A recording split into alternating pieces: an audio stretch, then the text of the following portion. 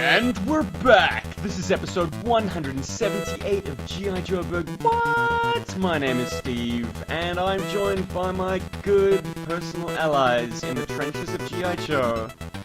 Sound off, boys. You have one Paul, and Bart's here. Burns.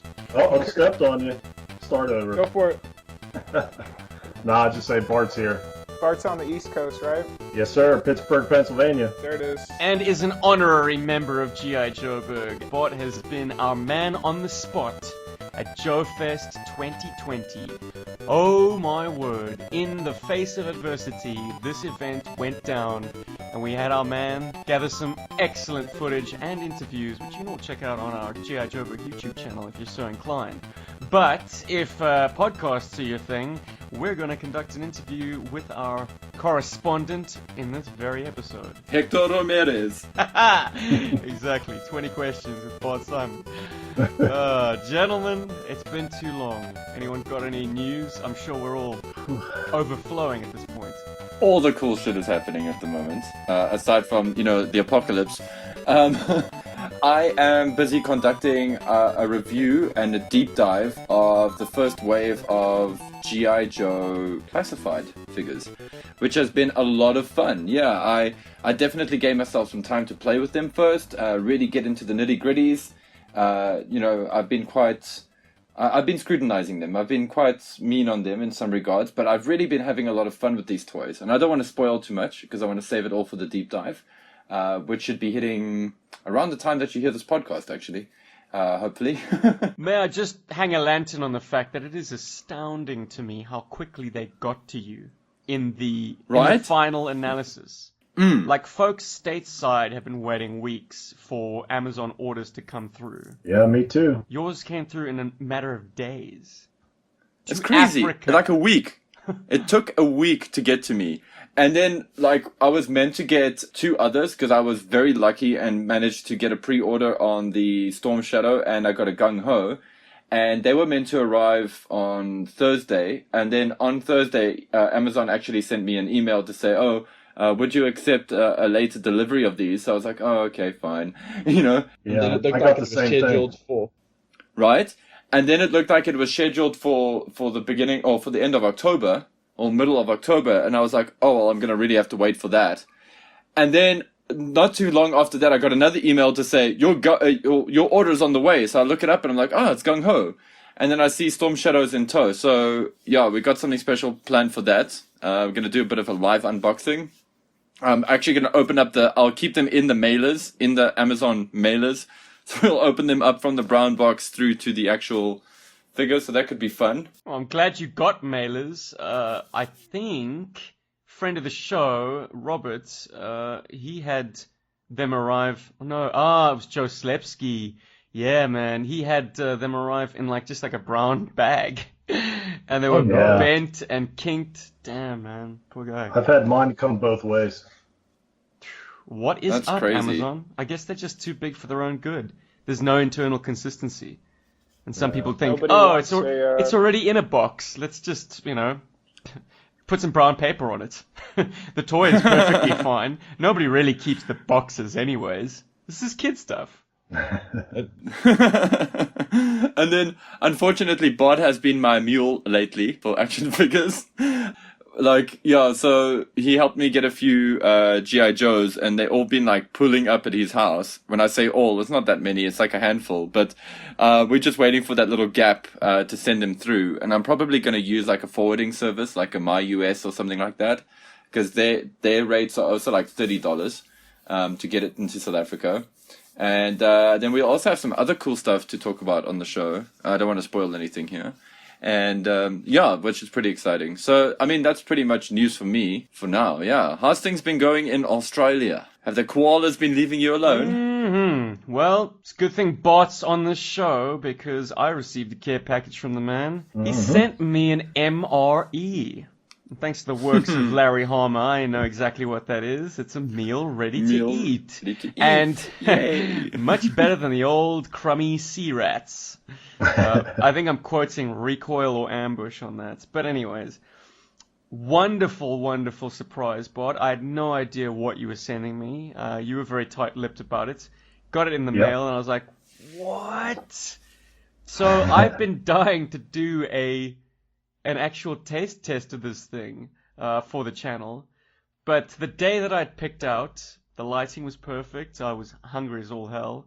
I had a good hair day. That's pretty rare these days. And I took about half an hour to snap off some, something to use for the YouTube thumbnail. It's always a necessary thing to think about. But in that half an hour, I should have perhaps just rolled the damn video, because in strolls Kim, just as I'm about to sit down to tuck into this MRE, and she's of course brought hot, fresh takeout. So, thwarted by delicious Japanese food. But the MRE will have its day. Perhaps even today, I'll forego the traditional Sunday braai, or South African barbecue, and tuck into some army rations. Woohoo! I got one of those as a birthday gift once, actually.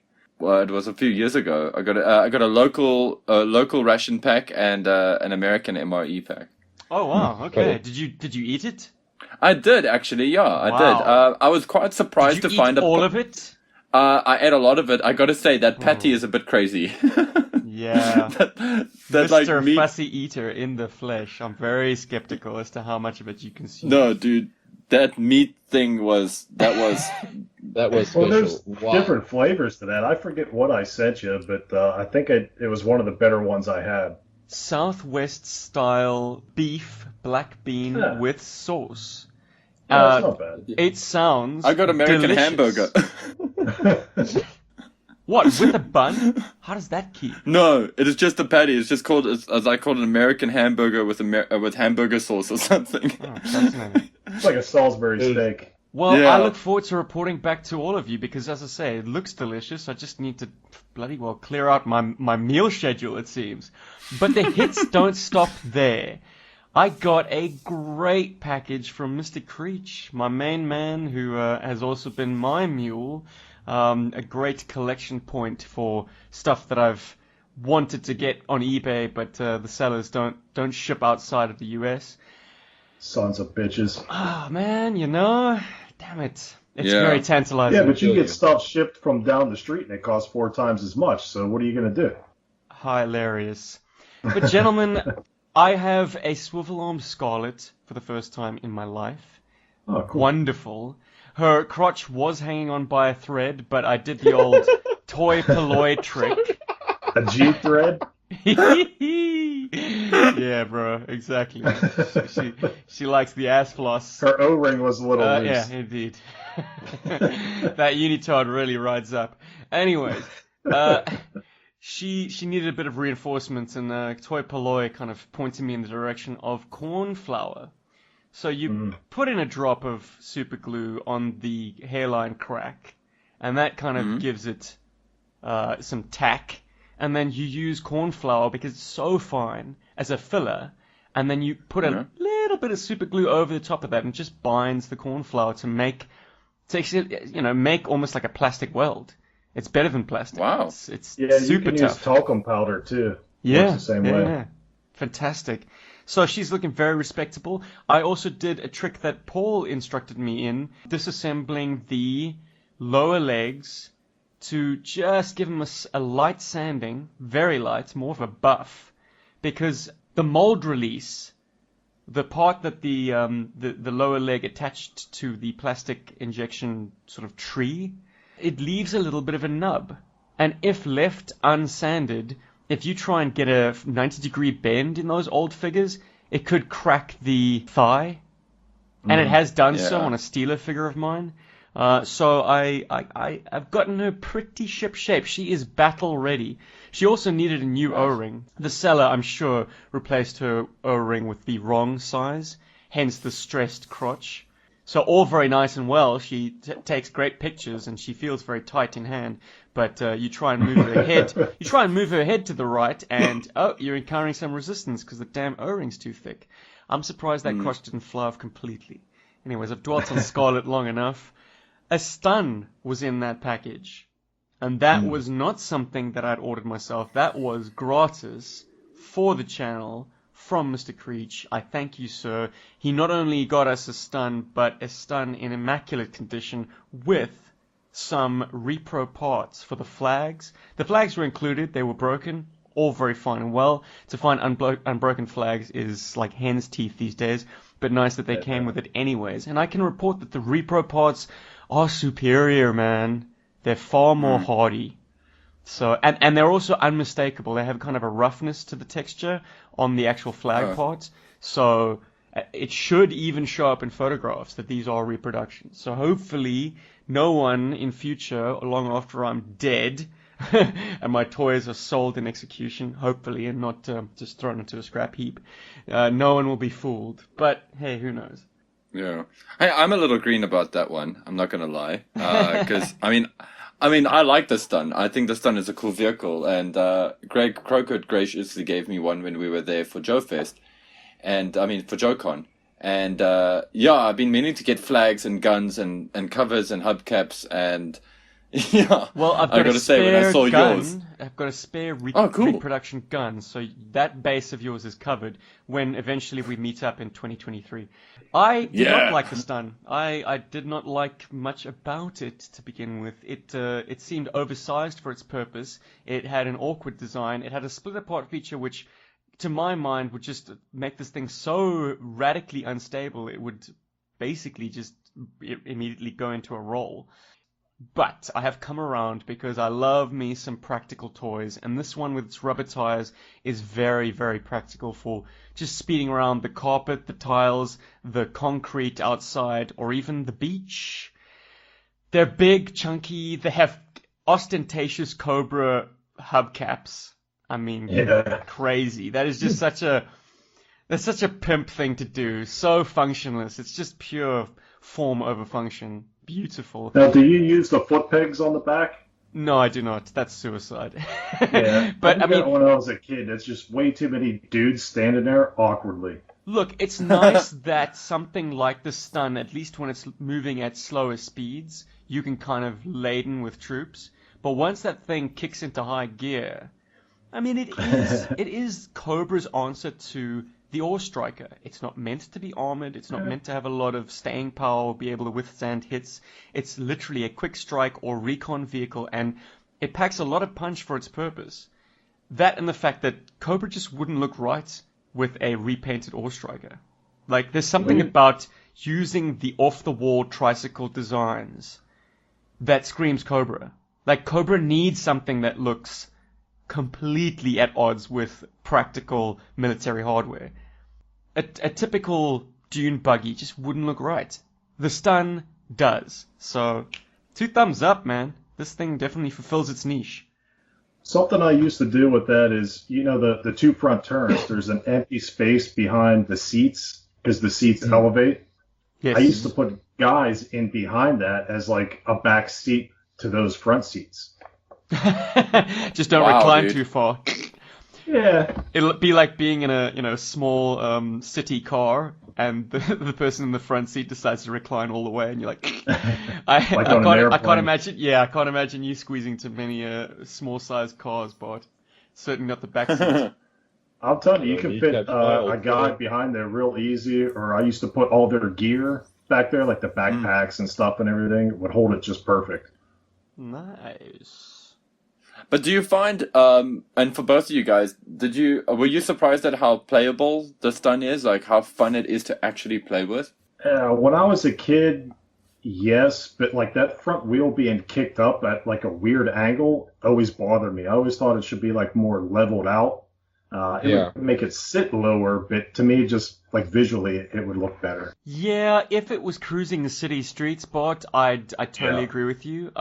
You remember the slingshot craze of a few years ago? Certainly on our trip through the United States, when we hit New York, those like tricycle, street cars were all the rage, and they were doing like tours, city tours of them, all the time. Like, okay, that's basically the stun in reverse. But I don't know, there's got to be some merit to that design. But if you made it lower, it would snag a lot more. Like, it's got fantastic clearance as as it stands, and that's because it has that arched clearance.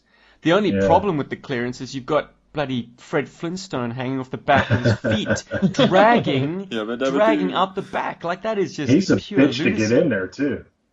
Well, I don't know. I've got nimble fingers, brother. but you know, I did play test this thing the first weekend that I had it, and anytime you go up a slope, he's gonna knock his feet off basically, and anytime you descend a slope and then hit the level ground, he's going to also similarly, like, you know, on a toy level you're gonna chip the paint, on a human level you're going to amputate the feet. Just put a bat back there, you'd be alright. Exactly. Or just, I don't know, somehow fashion it so that the seat is higher up. There's got to be a custom way of keeping the guy, you know, because there's so much headroom. It's an open top vehicle. You can extend upwards as much as you like. Anyways. Well, the seat next to him has no seatbelt or anything, so he hits that throttle, that dude's gone. There's nothing to restrain that guy in there. Just slide right off. Oh well, quick deployment bat action. Now, do you think that's a replacement for the Hiss? Because they're both high speed, they both have big cannons, just one's a little bit more armored than the other. I don't think it's a replacement for a pre-existing vehicle type. Just like the Ore Striker is not, strictly speaking, a replacement for the Vamp. The Stun fulfills a niche that exists in an almost lighter class than the Stinger. So it's lighter than the Hiss, lighter than, you know, Cobra's main four-wheel drive workhorse. It's literally Cobra Island Recon, man. And I would wager that this thing, at least on the surf, is quicker than a Hammerhead without any of its subs. So yeah, it's definitely designed for Cobra Island. And its hull is kind of boat-like. Like, it strikes me as a kind of vehicle that can fjord quite deep water. Just make sure you tilt those barrels up. On the topic of those barrels, though, like, if you had to put ride a Stun behind a Hiss, I'm sure you could get like those barrels to fire alongside the Hiss.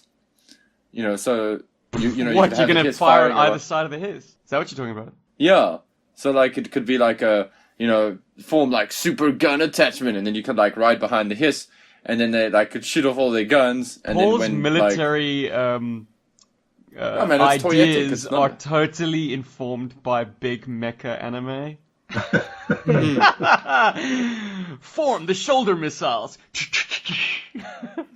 but that's exactly, dude. Exactly. No, but it just like kind of makes sense as well, because then the Hiss takes the brunt of the fire, and then you can like just shoot alongside it, and because the Hiss can actually draw a bead in a more center line, whereas the Stun sort of, yeah, there's quite a window in the middle of the Stun's shooting space. Alright, customizers, I want to see what a Hiss with a Stun basically mating with its backside looks like.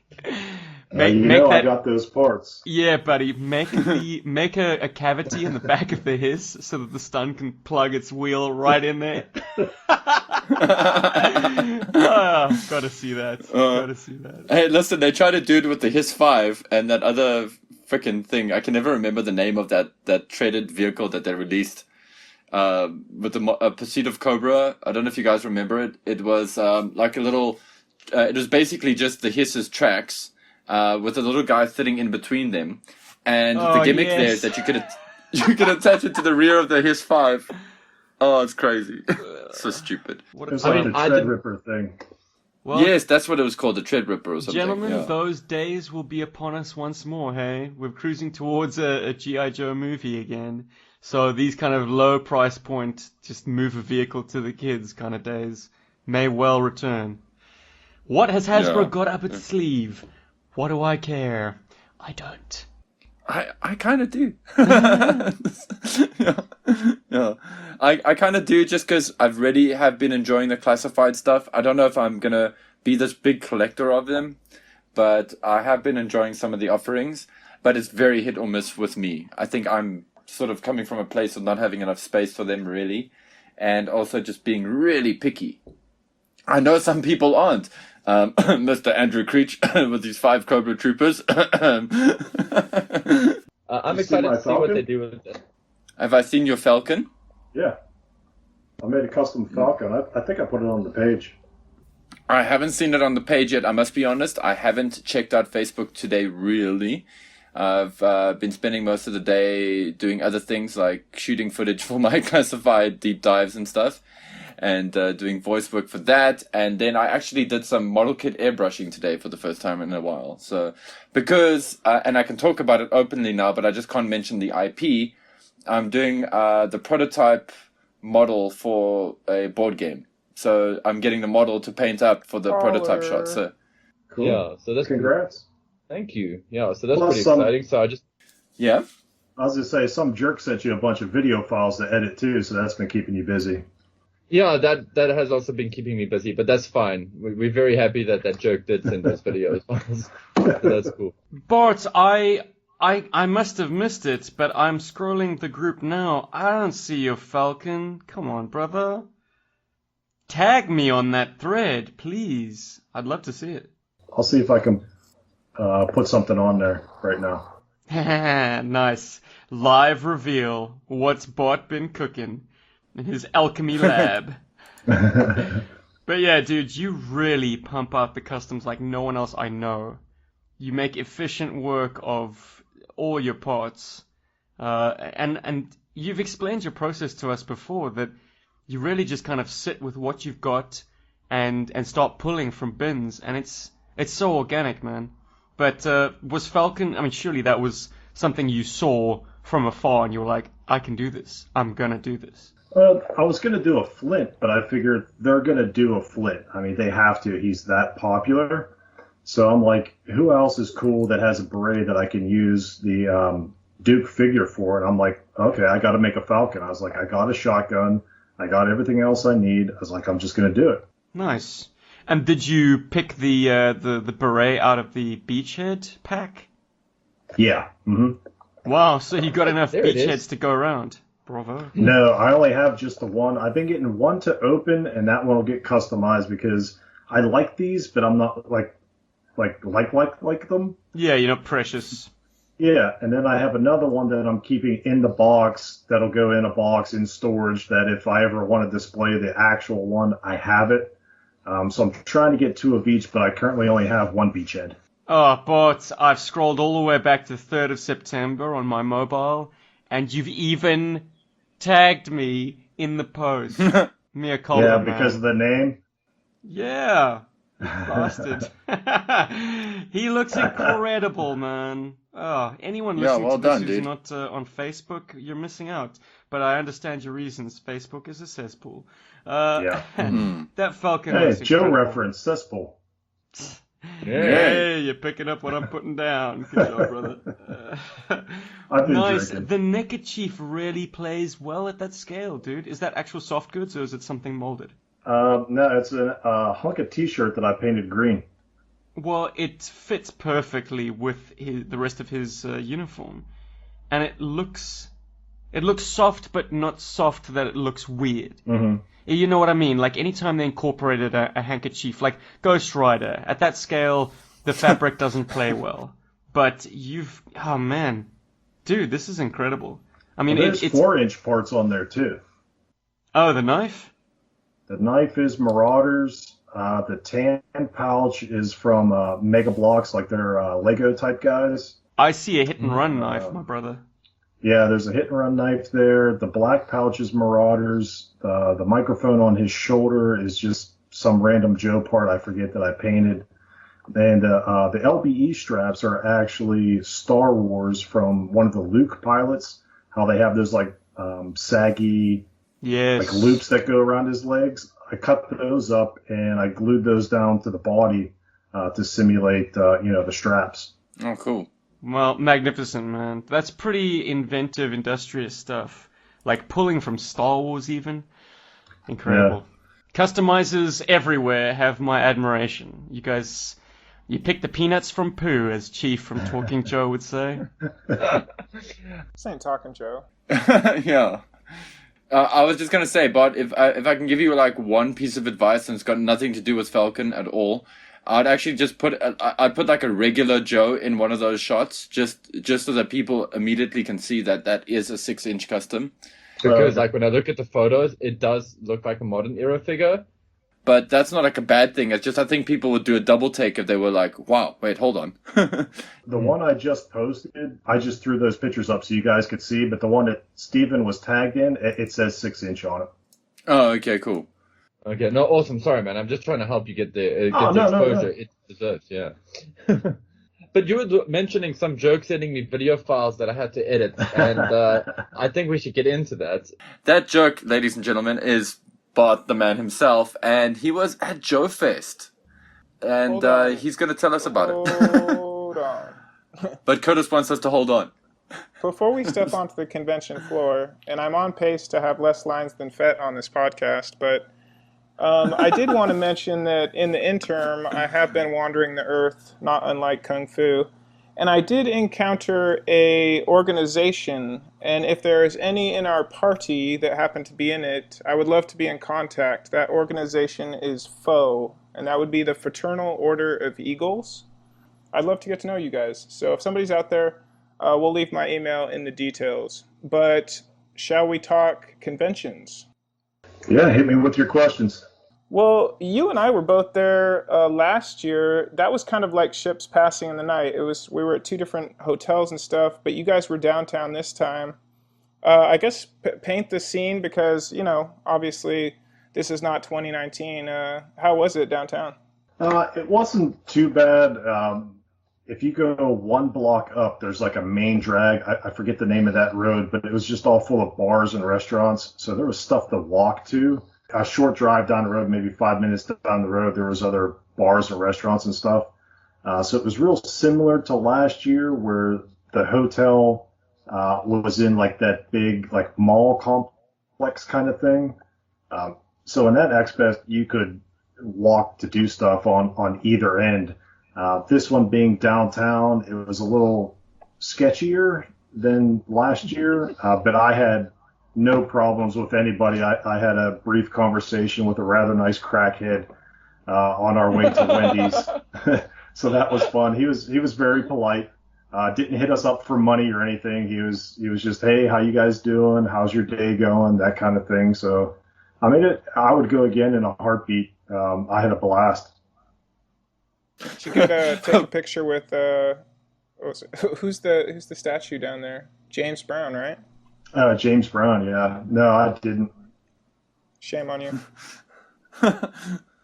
No, I was just gonna say, Bart Simon, JoeFest highlights. Got hassled by a crackhead. Made friends. He's on my Facebook. Yeah, that's nuts. And the convention itself, like in the video, it looks like it was quite busy, but I can't tell if that was the first day or the last day, or it feels like it was the last day because there is like a dude that's packing up, but there was still lots of toys there. Like that's what was quite crazy. I mean, I know with JoeCon when we first walked in on the first day, it was like, towers of stuff. And then by the third day, it was smaller towers of stuff. Yeah. If you watch the video, that's like the last maybe 2 hours, hour and a half of the day. And you can see some empty tables. I mean, there were dudes that were just selling out. Prices were on point. People were wheeling and dealing. So if you look at the video, any empty table actually had a vendor in it at one time. Wow. That's impressive. Like JoeCon, when we were there, the room that had all the toys in it for sale, if you took that room and multiplied that by like 4 or 5, that's how big this place was. The convention floor looked wide open. It looked beautiful. Each table was spaced 6 feet all the way around. So had he been able to put as many tables in as he could and tighten up the rows a little bit, it would have been maddening. You got any highlight encounters? I talked to the Sarge for a little bit. That was pretty cool. I had met him at a local con here in Pittsburgh maybe 10 years ago, and I told my wife about it, and she's like, ask him, see if he remembers. I'm like, he ain't going to remember me. You know how many people this guy sees? He's the Sarge. So she went over, and she's like, hey, do you remember my husband told him the whole story? He goes, yeah, tell him to come on over here. So I came over and I talked to him, and I said, I don't know if you've gone down at the end of the aisle, but there's resin copies of an M2 Browning and an M1919. I said, those are mine. You know, if you want to hold them, take a picture or whatever, you know, you can. And he goes, oh, I'll go down there a little bit later. I said, well, you know what? I got to pick them up and take them to my car on my way down. I'll bring them and show you. And I gave them to him to hold, and he was holding them, and he's just smiling ear to ear. And I'm like, hey, do you mind if I take a picture with you holding that? And he's like, yeah, go ahead. And then his handler comes over to, like, you know, because he's charging money for pictures. And Sarge just looks at him and goes, it's all right. Eddie's disease. Yeah. Other than that, just meeting old vendors I'd seen at other cons and stuff before, bumping into friends on the floor, that kind of thing. For me, it was more hanging out, shooting the shit than it was buying stuff. I think I bought more stuff for customs than I did for my collection, only because everything that was there I had already had. Yeah, and you guys will probably see that on screen if you're listening to the podcast on YouTube. Bart took a little bit of footage of some of his haul, and you'll see it's a lot of little baggies. As you're looking at it, it's cool little baggies full of like little like things, you know, like there's very few like figures there. It's lots of little things. Although there's a distinct John Wick there. Looks at Bart. I want a John Wick. There's like, it looks like 3. But yeah, I mean, listen, you bought them. You'll know that you have 3 or 2 or whatever. I think I'm just like hopeful that there's 3 there. But there's some John Wick stuff there, and then there's some stuff from the Kingdom by Spiro Toys. Yeah. I really missed out on that stuff at JoeFest. I mean, at JoeCon. I wanted to get one of the figures that was there. And I was like, okay, I'll come by and get one just now. And the one I wanted was gone. So I was like, it wasn't meant to be. But those guys do some cool stuff. It's very his different. website, he always has stuff going on sale like all the time, so just keep popping in there. I also see that they've upgraded them as well, so there's like version 2 of some of those characters now that probably have better articulation and whatnot. So that's pretty cool. And Bart's got all of the prints. He bought all of the prints. If somebody was selling prints, Bart bought them. No, all those Marauder John gave me. Oh, that's so cool. Yeah, that's really cool. The 2 like multi-Joe prints I got as part of the VIP tickets with the figures, and then the Marauders prints we got one in the Marauder Mayhem event, and then everything else I happened to be walking by Marauders booth. I think it was Saturday night, and I was like, "Hey guys, what's going on?" And MJ's like, "Hey, do you have this?" I'm like, "No, I don't think so. We just got that one in the event last night." So as he's going through them, he's like, here, have this. Here, have this. Here, take this one. This one's really cool. Have that one. And, like, gave me a copy of them all. And I see you also got I think it's a Rolling Thunder that you've got here as well. Like a husk of a Rolling Thunder. So that came in a big, like, plastic bin. And this was the last half hour of the show. And I've been wanting to go by this guy's booth. But I'm like, I'm not buying anything else for customs. I've got tons and tons of stuff in the basement, but I can't help myself. So I went and I looked, and I said, hey, how much for this Battle Wagon shell? And the guy was like, $5. I'm like, seriously? He goes, yeah, just give me $5. We're cool. And he hands me this little teeny tiny tub, and he said, just fill it up. The more you buy, the bigger the deal you'll get, because I don't want to take all this stuff home. I was like, cool. Oh. So I started grabbing some stuff, and he's like, you know what? Here, and pulls out this empty bin. He said, if you fill that up, whatever you put in there, $30. I said, are you serious? He's like, yeah, $30. So I just started loading the thing up. And yeah, I wanted to keep it level with the top of the bin. I didn't want to get greedy or anything. And I asked the guy, I was like, are you cool with this? He's like, if you want to put more in there, go ahead and put more. I was like, no, really, I'm good. I was like, this is fine. He's like, all right, the only thing I ask is, you give me a shout out anytime you put a custom online. I said, even if it's parts that I didn't get from you, I'll give you a shout out because you just gave me a deal of a lifetime. Incredible. Yeah, wow. So all those shells you see were from that tub. I'm getting images of Greg Crockett's house when I saw that box there full of cool stuff. So, like, just overall, I mean, you said you went there and you shot the shit with a whole bunch of people and you were hanging out and everything. How was the actual con? How were the people at the convention? Were they cool? I take it. I know that the elephant in the room is like social distancing and all that stuff. I mean, were people comfortable with that at a convention? Were people like really freaked out? Was it kind of like business as normal, just with face masks? How did that go down? Yeah, pretty much business as usual, just with a mask. When you came in the front door, they guide you down the aisles. So all the aisles are one way. But that honestly only lasted like the first 5 minutes of the con. And he had hired a fire marshal and a policeman to walk around, just, make sure everything's legit and stuff. But even those guys were just kind of standing in a corner watching, and everybody's just wandering around doing their own thing.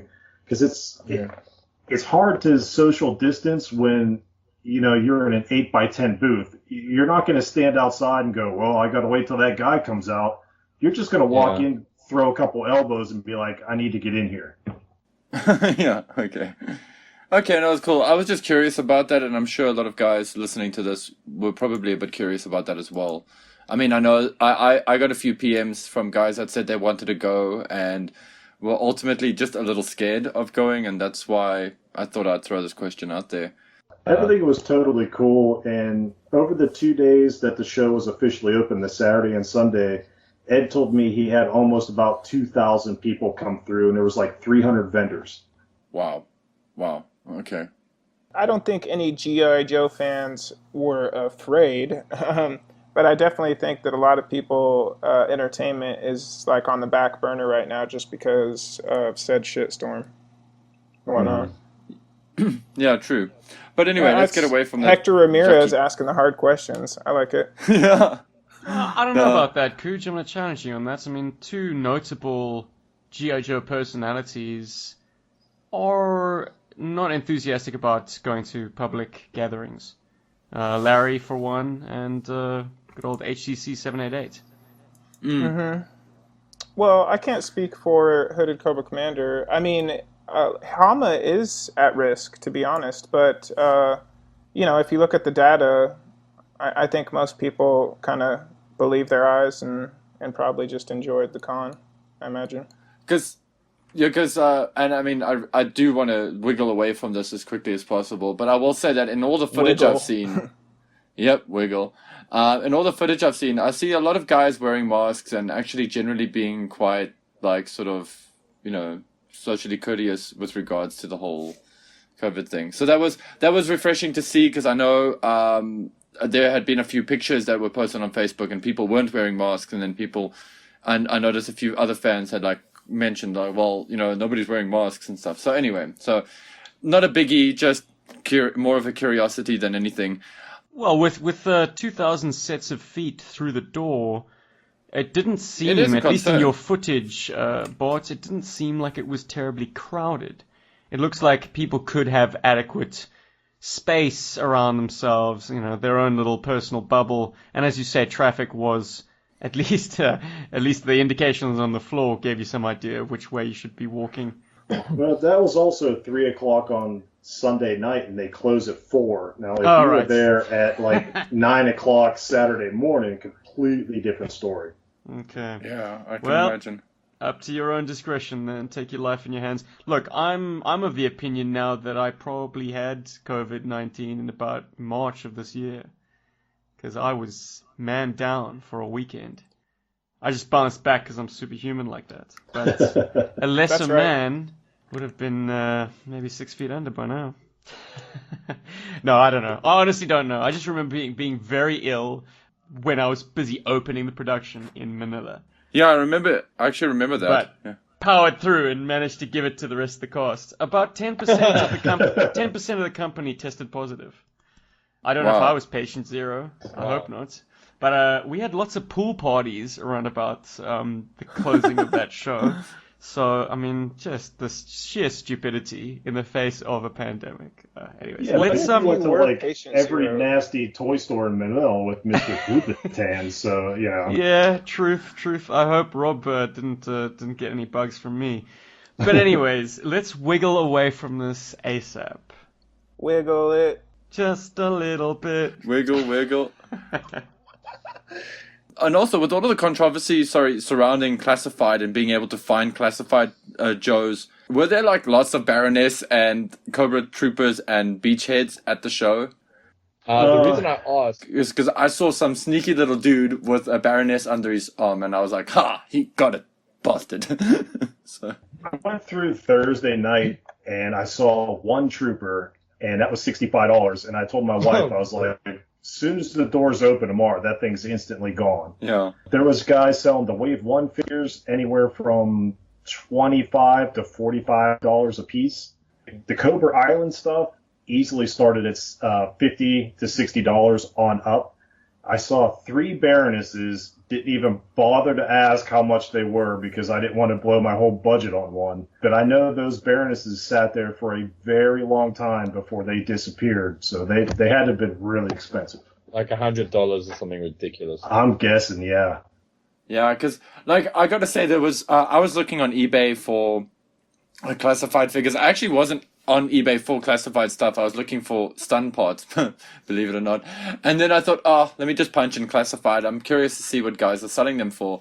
And I gotta say, there was one seller, and maximum respect to this guy. I can't remember his name right now, but he had the decency to at least post him. He had a beachhead with blue eyes up for $25. And he had a Cobra Trooper that had since been sold, but also for $25. And he just said, literally said, I'm not selling these at scalping prices. The $5 is just, for the effort of me having to put them in a box and all that stuff. I was like, you know what? Respect. At least he's not trying to get money out of everybody. Because otherwise, Baronesses are online for like $120. It's ridiculous. And I hate that scalper bullshit. Seriously, I really, really hate it. As does It's everybody. America. I don't suppose Hasbro had any actual official presence at JoeFest at all. No, not that I saw. Clowns. I think somebody did say they saw Daryl DePriest go in, go out. He was there for like an hour doing some shopping real quick, but I can't confirm that. Yeah, wonderful. All the employees that Hasbro has chopped, they still give a damn about G.I. Joe. Yeah. Yeah. Speaking of employees, former Hasbro employees, how was chilling out with Bobby? Did he have a good show? I mean, there's this whole interview we did on your walkthrough, but, to get to the more sort of personal side of things, did he have a good show? Yeah, definitely. He keeps track of all his sales that he does at his booth, and they monitor the website where you buy all his stuff through. I'm like brain farting on it. Valorverse.com. Yeah, No, CrowdOps, and CrowdOps, yeah. He monitors all that while he's at the show. So as he's telling people about it, the guy that's helping him will periodically get on a tablet and see just where the bumps in sales are. And he's doing real good. I think in his panel that he did, he said the Kickstarter had like 600 or 700 backers. Since then, on the CrowdOps, and especially with the big bump in Sarge, he's at almost 2,000 backers now. And that bump in sales has allowed him to do the additional tooling for the Wave 2 figures.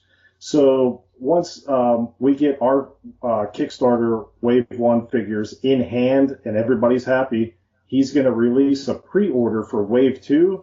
And once that closes, within 3 months, you'll have your Wave 2 figures because the tooling's already been done. Very cool. Yeah, that's very smart. What a masterstroke co-opting Sarge. I mean, now that, it's Hasbro are hands off when it comes to Sarge's likeness, it was just sitting on the shelf, I guess. And, Bobby makes no secret of the fact that his biggest seller is the Sarge.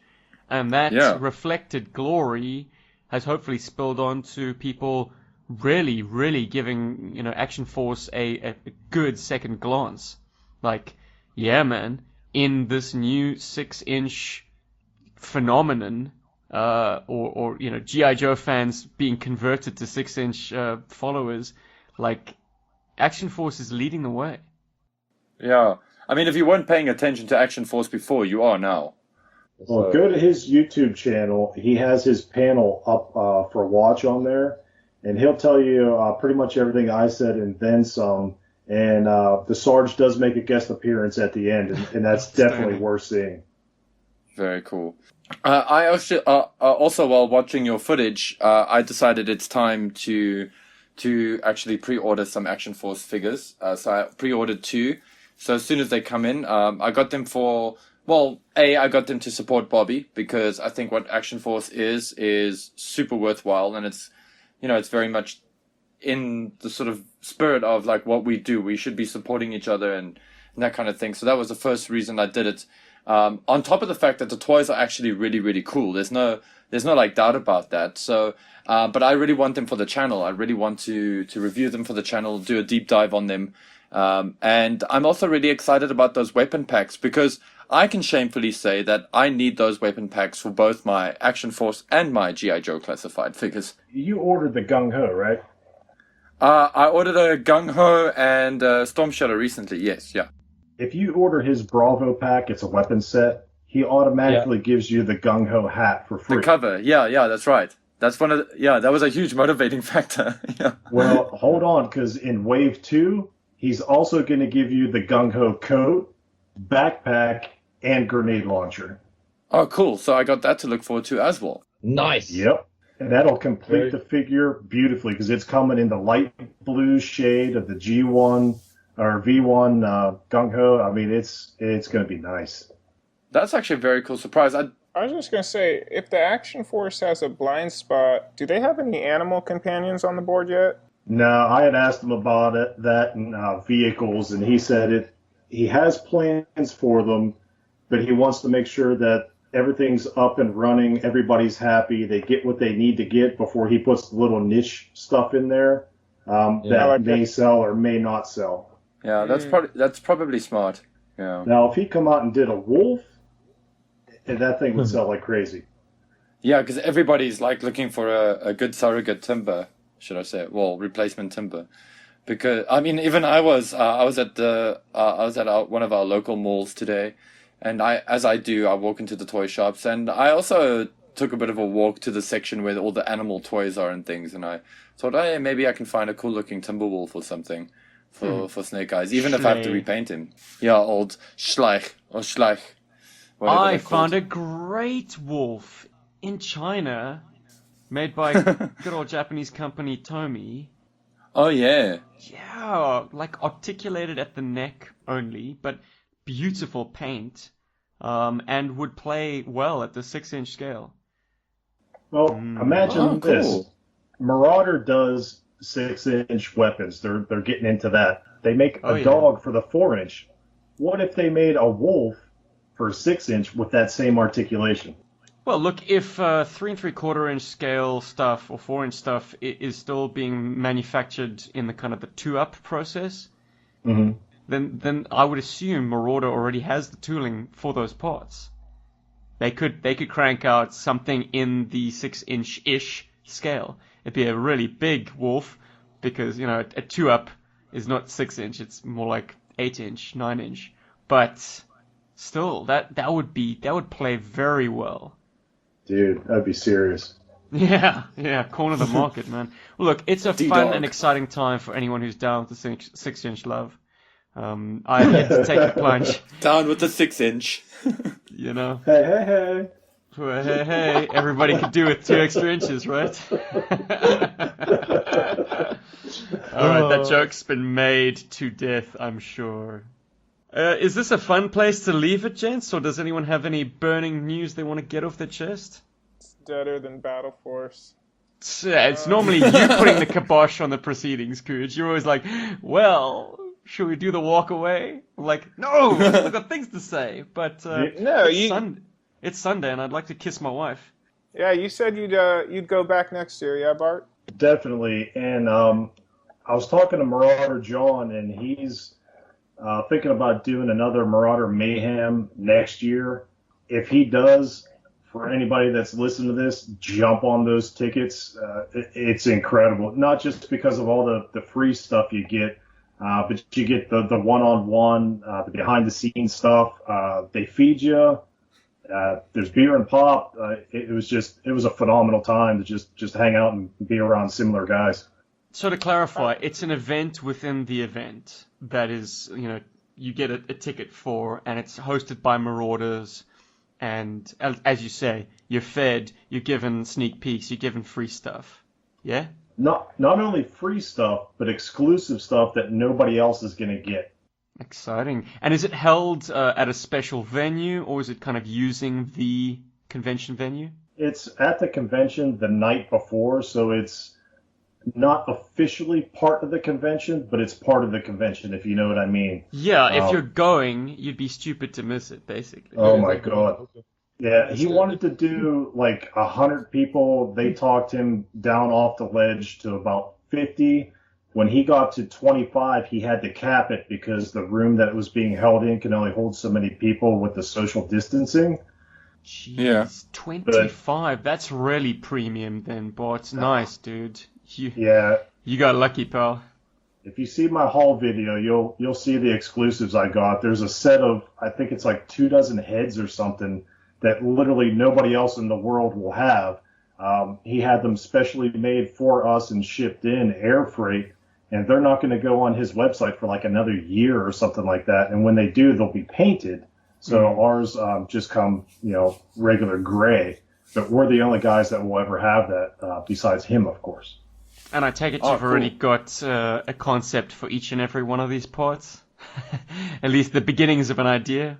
Well, there's like 4 different Schwarzenegger Dutch heads in there. Sweet. There's a Jack Burton, Snake Plissken. There's a Clint Eastwood head. There's 2 different female heads. He's having a bald female head that you can plug different hairstyles onto. Nice.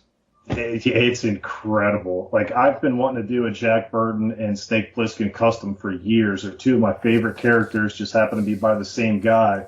And the heads that are out there, I'm not like really, really happy with. These are like spot on.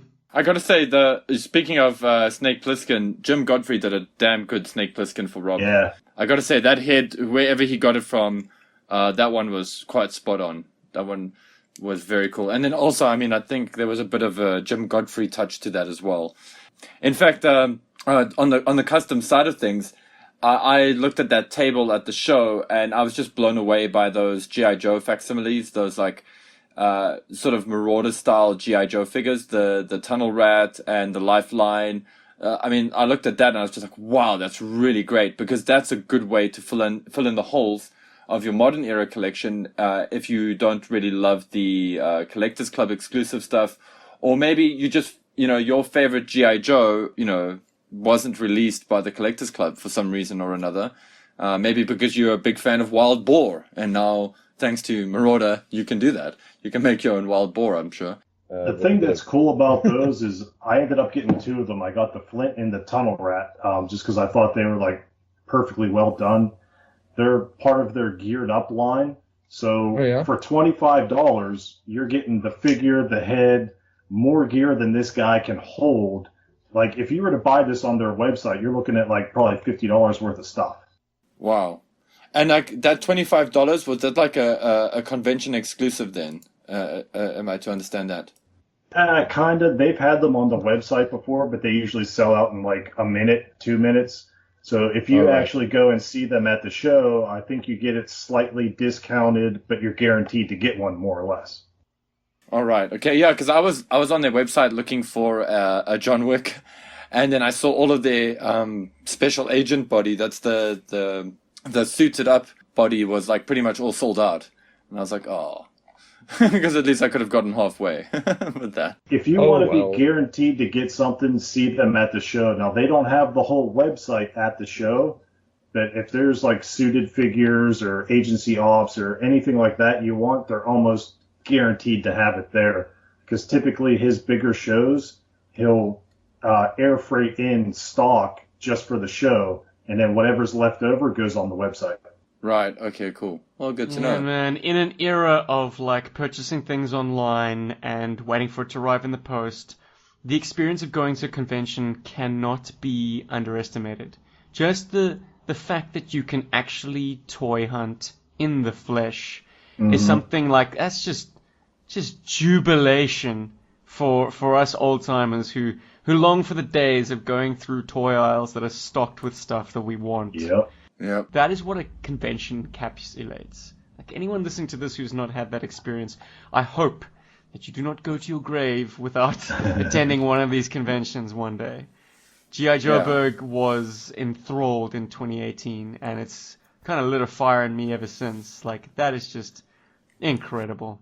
If you guys are ever released back out into the world and can make it to a JoeFest, I guarantee you will not be disappointed. There was easily 3 bins of just loose beater O-ring figures that Steven would have just laid out on the floor and rolled around naked in and been a happy little boy. Is that my happy place, Bart? I don't know, man. Like, watch out for the bat claw. I don't think I ever put it on record as to how little I spent at JoeCon 2018. I dropped $100 on a mauler, but outside of that, all I did was a bit of parts shopping. I think all told, I spent like $150. It was not so much about buying swag. It was more about just like soaking in the wallpaper of it. Mm. Yeah. I won't tell you how much I spent. It still makes me sick. Well, you did walk away with an ATC, man. That's enviable. I did.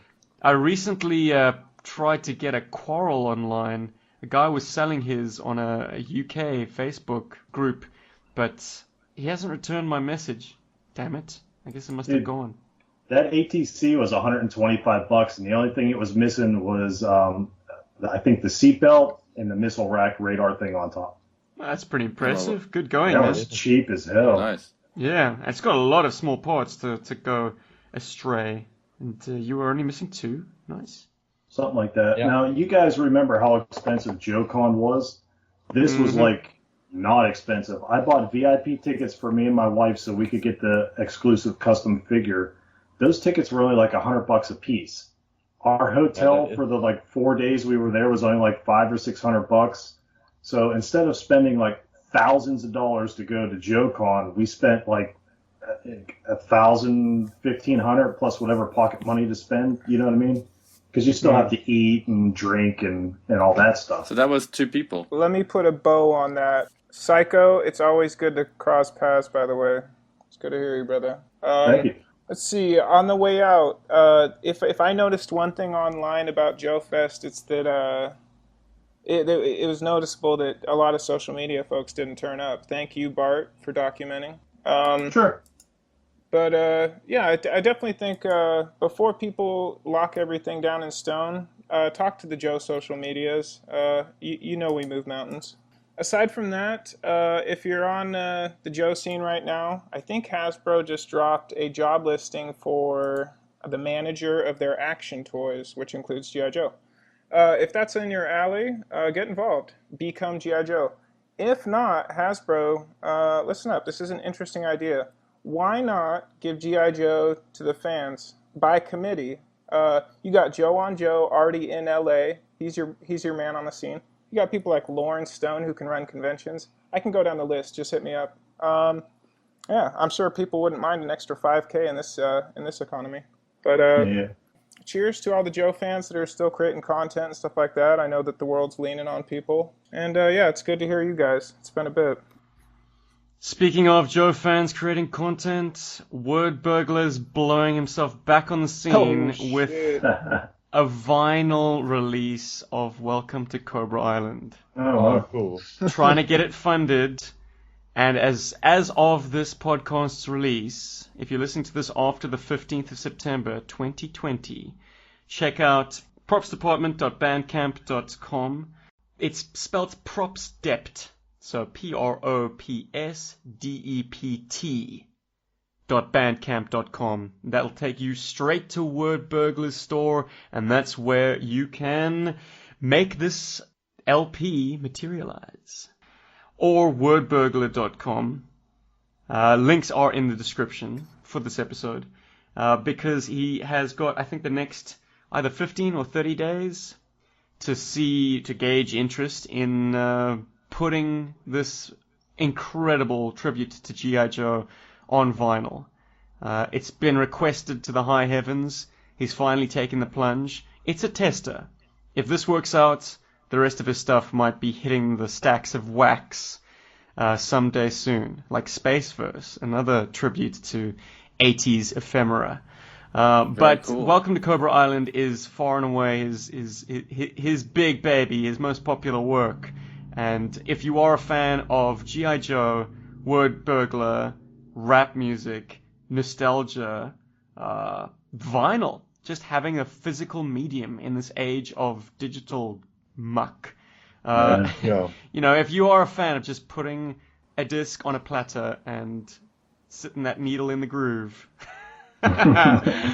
this is for you. I hope it reaches its mark. It should hit its sweet spots. It's the kind of hit that never hurts. And at the time of listening to this podcast, the JoeFest 2020 walkthrough should be on our YouTube. It was released a little earlier for our patrons so that they could check it out. Gaz sent me a very sweet message. Thank you, Gaz. I know that you always listen to the show, so much appreciated. And you should have the first overview of the G.I. Joe classified stuff out as well. Provided load shedding doesn't get in the way of me releasing stuff, as it has been. But anyway, that being said, so there's some cool Joe content from us to look forward to. Could I add one thing? You can add as many things as you like, Bart. You're the man of the day. I was just going to say, I know a lot of people said they couldn't go because they were afraid of the COVID and things like that or whatever. If anybody out there has any questions on the JoeFest experience, just hit me up. I'm on the Joburg page, and I'll answer any questions anybody may have. Because it was at a new location, twice as big, twice as much fun. I'll answer any question anybody has. Cool. And then I think the next thing is maybe we should try get ourselves to JoeFest. If we can somehow leave our respective countries, that would be cool. And maybe we could all link up in JoeFest sometime next year. When Australia is concerned, I think leaving, though difficult, is not impossible. It's coming back in. Yeah. Yeah. Oh, dear. When's Joburg Fest? Oh, every day, Bart, don't you know? Every day I take my tomahawk down from the shelf and I swoop it around a bit. I'm like, yeah. Festival of Joburg. Yeah. Or you go and freak out people in. No, I mean, sorry. It's just like you're talking about taking vehicles down. And it's just relating to something Steven said in an earlier podcast where he always enjoys seeing, like, when people are around him and he like shoots play motion stuff. I took some of these classified Joes to the park, to Emerentia Dam, and like it was like the dog day, and I'm busy shooting this shot of Duke by the water, and this dog's like sniffing my bum. It's like, oh, hello, what are you doing? And Celia just was like, oh my word. Right. Anyway, it's been a while, huh, Paul? Yeah, it's been a while. It's like you're on your all fours. Maybe you're a dog too. Yeah. No, with a camera in my hand. But I'll still hump you. We almost made it, guys. We almost made it. All right, gentlemen. We are G.I. Joburg. I thank you, Bart, for coming on the show. I thank you for representing us at JoeFest 2020. And thanks for all the tales, man. I'm sure you've got plenty more, but maybe we'll save that for a later date. And also thanks to Cujo, my main man, the silent partner out there in the ether. Indeed. Lastly, of course, thank you, Mr. Paul Loebscher, the glue that holds G.I. Joburg together, the man who said to me one October evening, hey man, we talk a lot about G.I. Joe. Why don't we record it? And here we are, 178 episodes in, and a 9 years YouTube later. channel. Yeah. Wow. Would you believe it? Anyways. Well, thank you guys for letting me be a part of it. Oh, Bart, you are a part of it. You are woven indelibly into the fabric of G.I. Joburg. I don't know why I've gotten all Shatner or, what is it, Walken? That man has no idea of phrasing. Everything has punctuation. Alright, his gentlemen. new car looks like a muscle car had sex with a Batmobile. Berg. And on that note, good night, good night. Good day, good day. Good morning, good morning. Watch out for the quackers and the koalas.